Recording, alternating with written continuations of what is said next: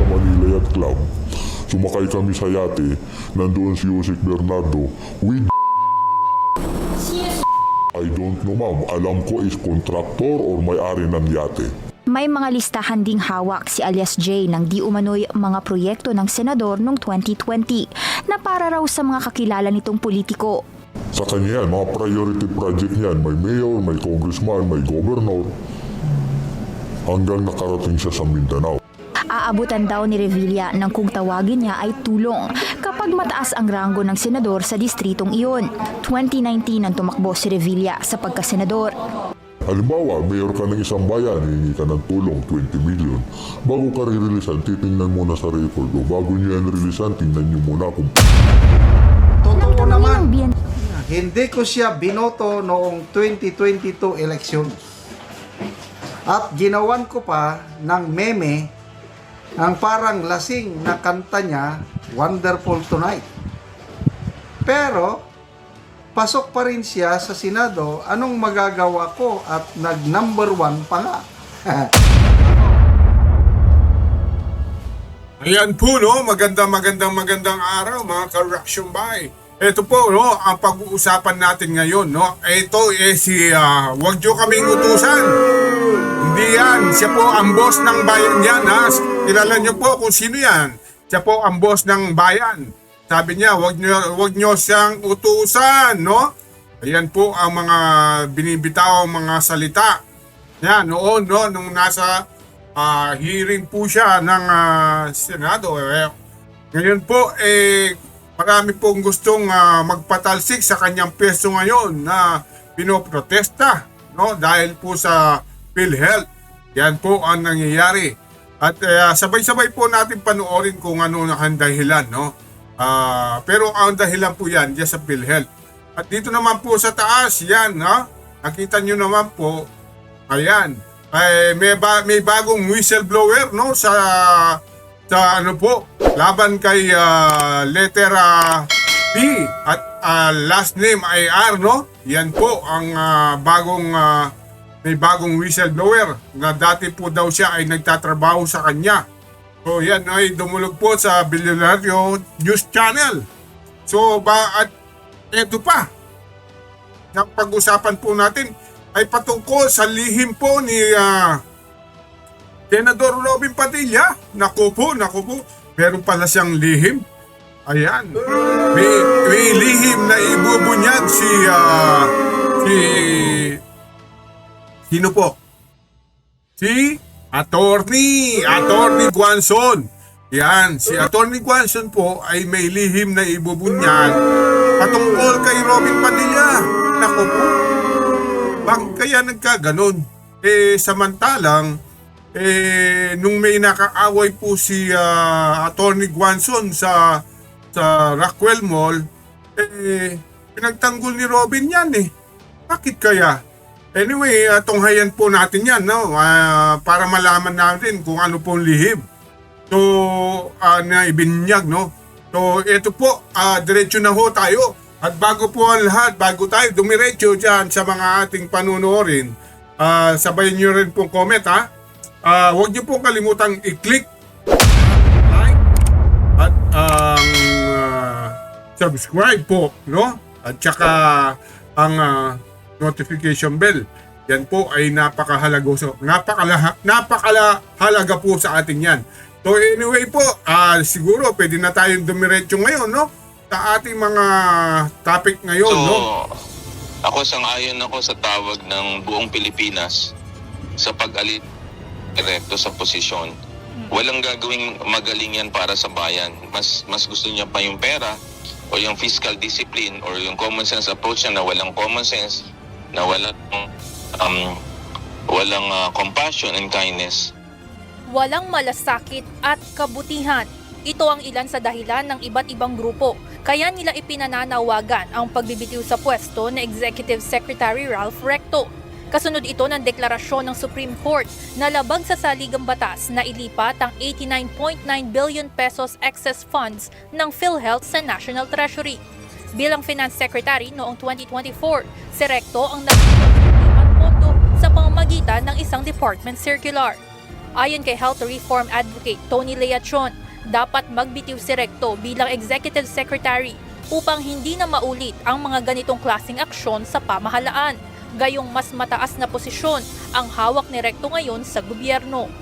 Para naman sa Nagkaisa Coalition na kabilang sa mga petitioner sa kaso, isa rin sa rason kaya dapat mag-resign si Recto ay ang kawalan umano nito ng sapat na kaalaman sa Social Security funding. Kasunod ng depensa nitong common sense ang kautosang fund transfer. Ang ating nakikita ay hindi sa kanyang ginawa sa 60 billion unconstitutional transfer ay palagay ko ay wala na siyang kredibilidad na maging opisyal ng gobyerno. Wala pang direktang tugon si Executive Secretary Recto sa panawagang pagbibitiw niya sa pwesto.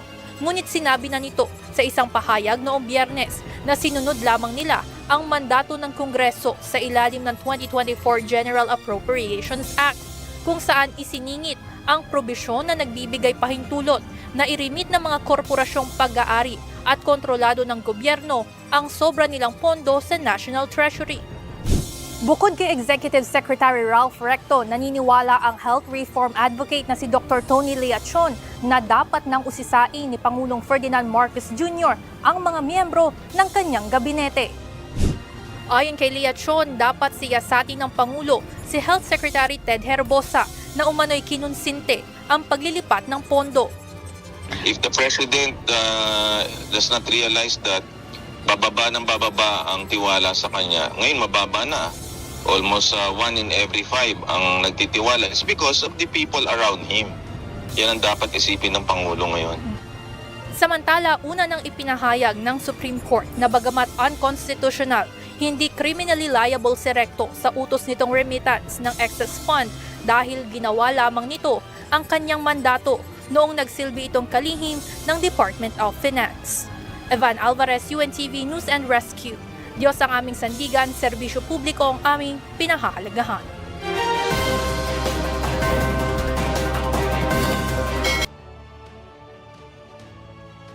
May bagong whistleblower. Isang dating tauhan daw ni former Senator Bong Revilla ang lumapit sa Bilyonaryo News Channel para idiin ang pagkakasangkot ng kanyang dating boss sa flood control corruption scandal. Ang detalye sa unang bahagi ng exclusive agenda report ni Hannah T. Kinakarga lang sa VIP car namin pero alam namin pera yun. Hindi kami pwedeng magbukas noon. Pag dinadalan siya ng kontraktor, pag dinadalan siya ng pera ni Yusek Bernardo, Pinatotohanan ng dating tauhan ni former Senator Bong Revilla ang kaugnayan nito kay dating DPWH Undersecretary Roberto Bernardo. Lumapit si alias J sa Bilyonaryo News Channel para isiwalat ang mga kaalaman niya tungkol sa dating senador. Si Bernardo ang nagdetalye ng di umano'y pagtanggap ni Revilla ng kickback sa humigit kumulang 1.5 billion worth of projects in total. Siya ay ninong sa isa sa mga anak ni Revilla, habang ninong din ng dating senador sa dalawang mga anak ni Bernardo. Isa sa mga encounter umano ni alias J kay Bernardo ay sa Manila Yacht Club. mayroon event sa Manila Yacht Club. Sumakay kami sa yate, nandoon si Yusek Bernardo with I don't know ma'am, alam ko is contractor or may-ari ng yate. May mga listahan ding hawak si alias J ng di umano'y mga proyekto ng senador noong 2020 na para raw sa mga kakilala nitong politiko. Sa kanya yan, mga priority project niyan, may mayor, may congressman, may governor, hanggang nakarating siya sa Mindanao. Aabutan daw ni Revilla ng kung tawagin niya ay tulong kapag mataas ang ranggo ng senador sa distritong iyon. 2019 ang tumakbo si Revilla sa pagkasenador. Halimbawa, mayor ka ng isang bayan, hihingi ka ng tulong, 20 million. Bago ka ririlisan, titingnan muna sa record o bago niyo yan rilisan, tingnan niyo muna kung pangilan ako. Nang tanungin ng BNC kung bakit siya may hawak nito, sagot ni alias J, isa raw ito sa mga dokumentong iniwan ng dating senador sa isang sasakyan. And itinabi ko dahil baka sa akin hanapin dahil ako ang duty during that time. Isa si alias J sa mga senior aide ni Revilla na dekada na umanong pinagkatiwalaan ng kanilang pamilya. Ang mga dokumentong ipinresenta niya sa amin, isinumite na raw niya sa Office of the Ombudsman para masilip ang mga ito. Umalis sa puder ng mga Revilla si alias J noong 2024. Napagdesisyonan daw niyang lumantad sa amin para patunayan umanong totoo ang mga aligasyon laban sa senador. Nang pumutok ang flood control scandal nitong Hulyo, pagsapit ng Agosto, lumapit daw sa kanya ang isang taga-Revilla camp na hindi niya muna pinangalanan at nag-alok ng 2 milyon. Sabi niya, pare, 2M lang, para ka na nag-abroad, pwede na yan makapag-start ka sa probinsya. May conversation ako nung tao, may screenshot ako nasa cellphone ko. Sinusubukan namin kumuha ng komento mula sa mga Revilla, pero sa huling monitoring, wala pa silang sagot sa amin. Si Revilla ang isa sa mga pangalang inirekomenda sa Ombudsman na pakasuhan ng plunder. Dati na rin siyang nakulong dahil sa pork barrel scam noong 2013. Nananatiling bukas ang BNC sa panig ng Revilla family. Para sa agenda, Hannah T., Bilyonaryo News Channel. Ang pinaka-latest post ni Atty. Rowena Guanzon 2 minutes ago. Ito. Sabi niya, nilalabas nila ang statement ko kay Senator Robin Padilla matapos niya akong ipagtanggol. Okay. Itong nangyaring insidente kay Atty. Guanzon sa mall kung saan siya nagalit, isa sa mga nagtanggol sa kanya si Robin Padilla. So, ang ginawa ng mga kakamping, nilalabas na nila ang mga batikos ni Atty. Guanzon kay Ruben noong 2022, yung kampanyahan. Kasi, nung una, ayaw niya kay Ruben eh. Oh. Dito mo makikita na tunay na tao itong si Atty. Guanzon. Hindi siya plastic. Totoo naman, hindi ko siya binoto noong 2022 election. At ginawan ko pa ng meme ang parang lasing na kanta niya, Wonderful Tonight. Pero, pasok pa rin siya sa Senado. Anong magagawa ko? At nag-number 1 pa nga. Ako, sa aking balutan, si Robin Padilla, number 1 sa balot ako. At tuwan-tuwa ako nung siya ang nag-number 1. Tumaas ulit kilay ko nung hinawakan niya ang constitutional amendments, hindi naman siya abogado. Ngayon, iniintindi ko bakit ganon ang nangyari. Kaya, nung nagbisita ako sa Senado, ay nilapitan niya ako at kinausap, at doon ko nakita na napakalalim na tao pala ito, malayo sa kingkoy na madalas natingin natin sa kanya. Marami naman palang alam, dahil siguro marami na ring pinagdaanan.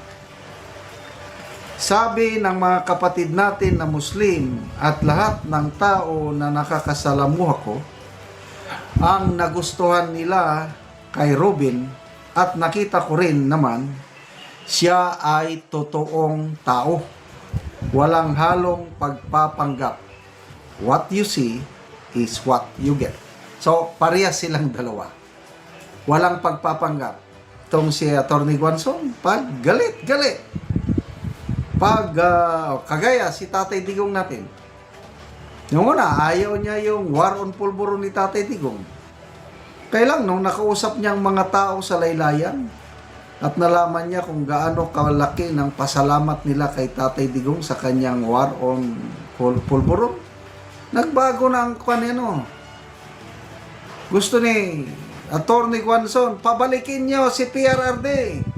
Dito sa Pilipinas, dito nyo siya ikulong at litisin. Ganun na ang kanyang stand ngayon dahil totoong tao siya. Kung ano ang nakakabuti sa mas nakakarami, doon siya. Kaya kahit sinasabi niyang kakamping siya daw, kakamping siya, hindi siya DDS. Ngayon, wala na, nagbabago na. Minamahal na siya ng todo ng mga DDS. Common sense ang ginagawa niya. Dahil di siya eksperto sa batas, kinuha niya ang magagaling sa field na ito noong hearing sa constitutional amendments sina Juan Ponce Enrile mismo at Attorney Estelito Mendoza ang na-invite niya. Bukas sa opinion ng lahat kahit taliwas sa opinion niya. Marunong din makinig at makipagkapwa-tao kaya minahal ng masa. Sa mga surveys nga, itong latest survey sa WR numero, Vice President, sinong pipiliin ng tao? Ang nangunguna, si Senator Bongo, 19%. Ang pumapangalawa, si Ruben Padilla at 8%. So, makikita mo, malakas ang hatak niya sa taong bayan up to now. Okay, sabi niya, naging Chief of Staff ako ni Senator Miriam Defensor Santiago noong first term niya sa Senado. Kaya alam na alam ko na hidden weapon ng mga senador ang magaling na staff. Pagalingan ba ng tao, kumbaga, dahil di mo naman kaya lahat ng mag-isa. Kaya may mga senador kahit mahina ang ulo ay nagmumukhang marunong, brainy, dahil sa staff yun. Sa akin naman, believe ako kay Ruben dahil madaling lumapit ang tao kapag may kailangan sa kanya. Nagagalit pa daw kung babagal-bagal ang proseso dahil ayaw na pinababalik-balik ng staff. Wow! Ngayon ko lang nalaman ito. Wala ding korupsyon. Sabi ng mga contractors, ayaw tumanggap. Basta gawin ng maayos ang project, kaya bilib sila.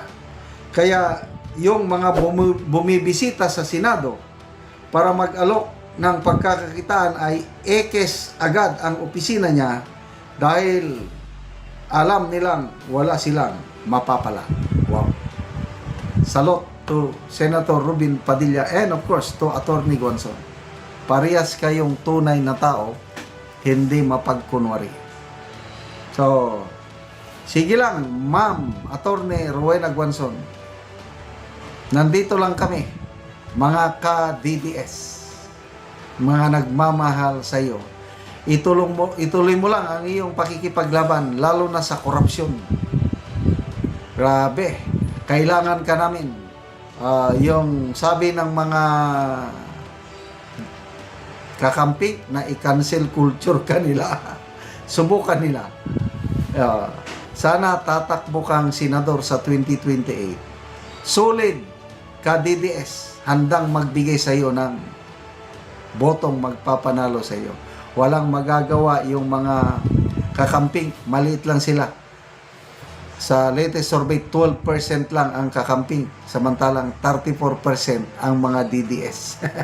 Kaya, Ma'am Attorney Rowena Guanzon, ang Miriam Defensor Santiago 2.0, nabubuhay ang katauhan ni Senator Defensor dito kay Attorney Rowena Guanzon ngayon.